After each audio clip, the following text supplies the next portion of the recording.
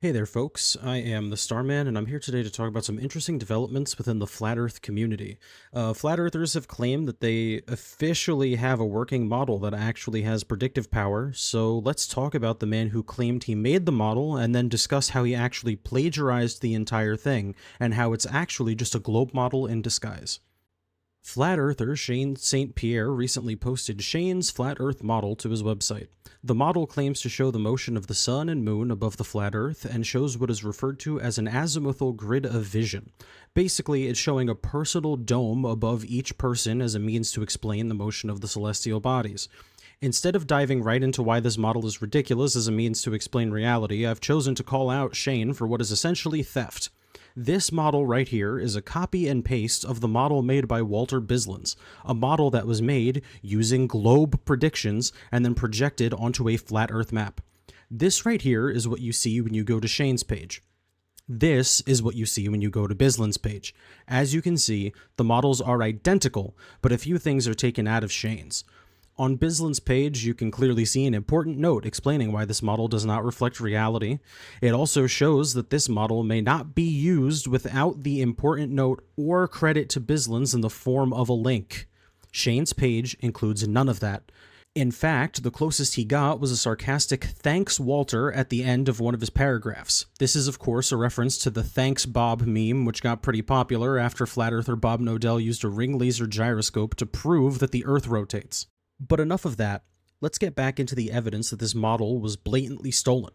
This right here is Shane's page as it appears now, but this is what it looked like just a couple of days ago, with the highlighted segment that read as follows.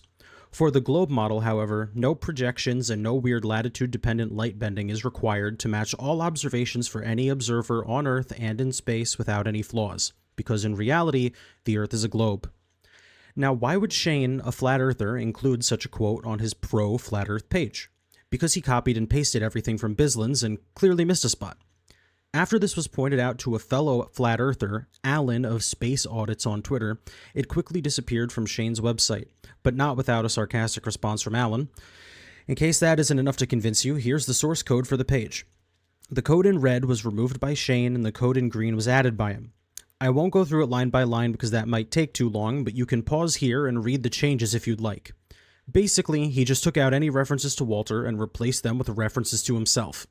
It's also very clear that he didn't even bother checking what the code said, because it even uses the heliocentric model's agreed upon distances to objects like the sun and moon, even though those distances are outright denied by flat earthers.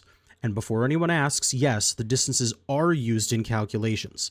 Walter has already been notified of this, and he has responded to Shane. I will link the post containing Walter's full response in the description below, as it's a bit long to go through in this video. Right now, the flat earthers are trying to claim that it's actually okay to steal the source code because it's publicly available. That, of course, is not how it works, and that code is Walter's property, even if it is publicly available. They seem to think that because you can easily access it, that it's somehow open source and may be taken without credit, but even if it was open source, that is simply not how open source code works. I simply wanted to make this video as a means to call out all the people who not only insist this model somehow proves the Earth is flat, but those who also claim that stealing the model was okay just because the source code was publicly available. It was really incredible for me to see how many of them are just completely alright with this theft just because they think it benefits their side. But anyway, that about ties up what I wanted to say about the whole situation, so I hope you all have a good day. Thanks for watching, and I'll see you next time. Ad Astra.